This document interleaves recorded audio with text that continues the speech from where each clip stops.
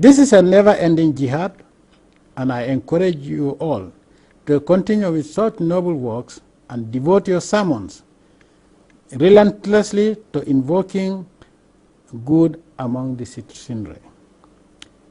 In addition, together let us pray for the sick, and in the spirit of Islam, care for them and support them. Let us continually pray for the nation, but reinforce those prayers with positive action. Let us guide the young, give them the education and upbringing they require to grow into good Muslims and become useful, law-abiding citizens of this great nation. Remember that as true Muslims, we should work together for each other and not against each other. We are supposed to work together as one family because that is what all Muslims are.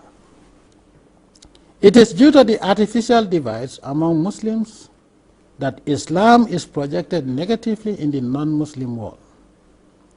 It is for the same reason that Muslims are weakened to the extent that their rights are trampled upon and their wealth and property plundered. It is a dilemma and a source of concern that Muslims cannot rally behind their leaders and obey them. Sadly, every year we begin fasting on different dates and observe Eid al-Fitr on different days, yet Allah is the one true God we worship. The Quran is the source of our faith. The Prophet's message, may peace be and blessings of Allah be upon him, is universal and conclusive. And the earth is associated with only one moon, unlike other planets. Therefore, there is no justification for unnecessary divisions within the Islamic world.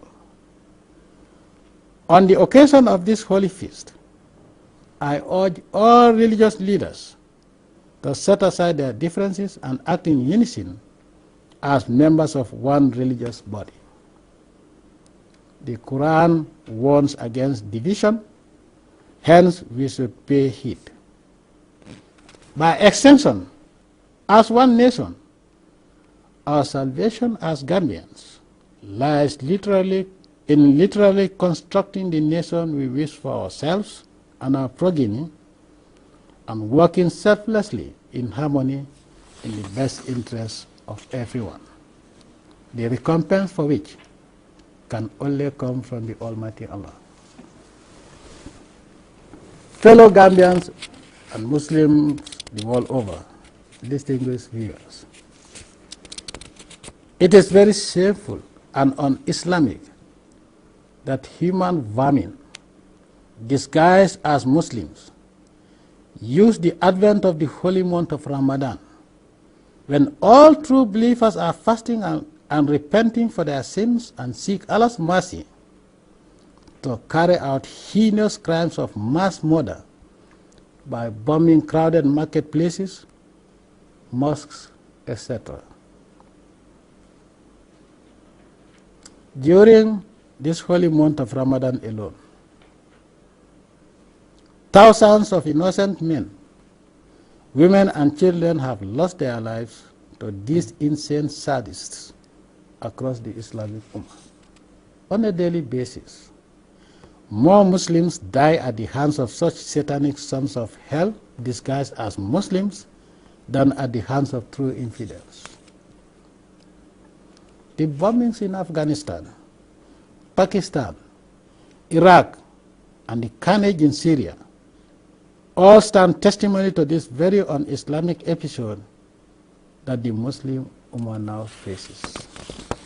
We true Muslims must fight against these satanic forces within our ranks, as they are responsible for all these atrocious conflicts now raging on this planet Earth, by all means necessary and whatever it takes.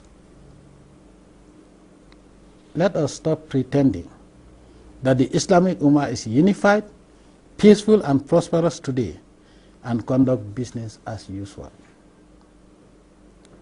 The reality is that our Ummah is the most dangerous for true and real Muslims, most divided and most conflict-ridden today. I hereby appeal to all of my colleagues in the Islamic Ummah, the religious leaders and scholars, to come together to save our noble religion and our glorious Quran.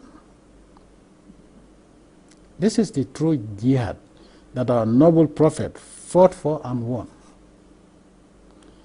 We should practice love and care for humanity in general and fellow Muslims in particular, and not hate and bomb them in their thousands at will. I call on the OIC to convene as soon as possible an Islamic Reunification and Reconciliation Summit aimed at ending the carnage and strengthening the Ummah. As leaders, we owe it to our people and our children, but more importantly, we will be judged by the Almighty Allah one day without fail. Let us work together as one great Islamic family and rid ourselves of these dangerous criminals from within. He negotiated and persuaded them until they accepted Islam. Who are we today? To kill people because we believe that they are not Muslim enough. And kill them in the most sacred place that Allah said, do not kill. And that is in the mosque.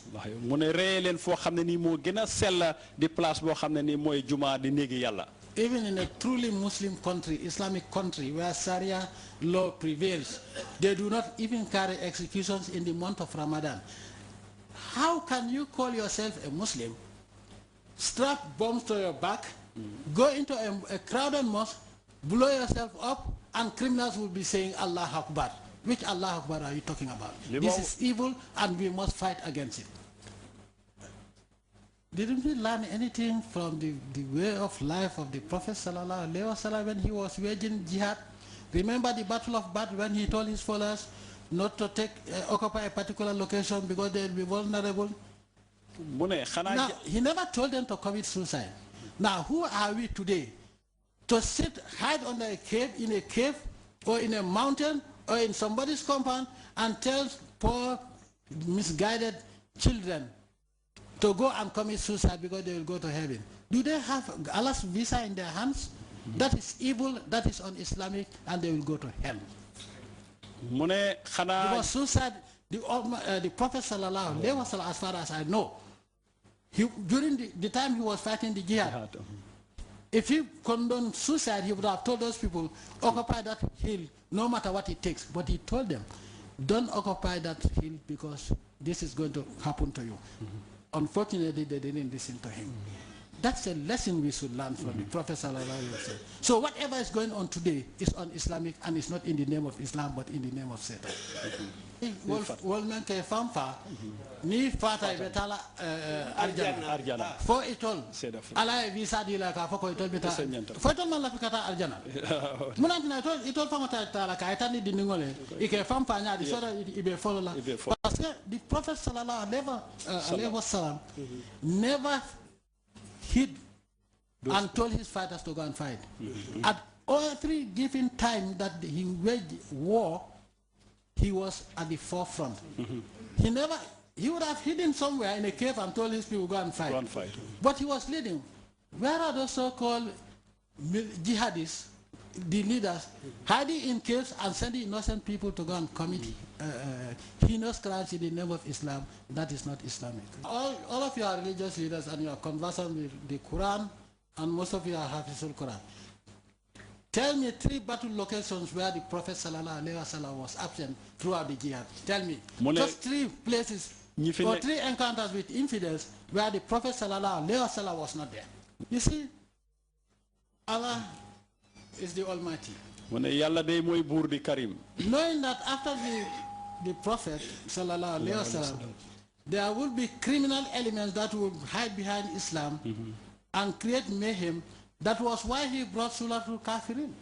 He never said kill them. He said worship what you believe in I worship what I believe in. You will not believe in what I believe. I will not believe in what you believe. Follow your religion. Let me follow your religion. He never said kill them. So who are we to kill anybody? And Allah said in the Quran, in one of the verses of in one of the surahs, one verse said that you should not take anybody's life unjustly unless sanctioned by Sharia. Now, if you do so, it would mean that you have killed, it's as if you have killed the whole of humanity. Allah never said, if you take the life of a Muslim. Allah said, if you kill any human being. Now, if you save life, also one life of a human being, it will be recompensed as if you have saved the whole of humanity. Now, who are we to say that this man should die because he's not a Muslim or he's not a good Muslim? Who are we? Let us leave that judgment to the Almighty Allah. That's what he said. They will go to hell. Who's going to send them to hell? The decision of anybody going to hell is in nobody's hands. It's in the hands of the Almighty Allah. But when you look at Suratul Kafirun, Allah has already passed judgment. Leave them to worship what they believe in. You worship in what you believe in. Tomorrow when we face him, he's going to tell us, go to Al-Jannah Kunda or go to Hell Kunda. That is simple. So what is the problem for you? I will carry those sentences to the letter. I gave 4 years. And instead of people heeding my warning, it is going too far. And I'm going to put a stop to it. I don't want any religious leader to come and beg me for clemency. I'm not going to do that. That is what I'm going to tell you. Because I've been giving warnings, and 4 years today, it is on the increase. Especially killing somebody in the month of Ramadan. We have 2 so-called Muslims. Disagreement because of a second wife. The guy said he was going to shoot the first wife together with the children, and he did that. This one says over a bag of rice at 6 a.m. when people are fasting, and you tell your wife, I will kill you. And then you you kill the woman, your wife, because of a bag of rice and because of a second wife. But where are we heading to? It is unacceptable. And so you all are aware that 4 years ago, I swore 4 times that I will carry the rule of law to the letter.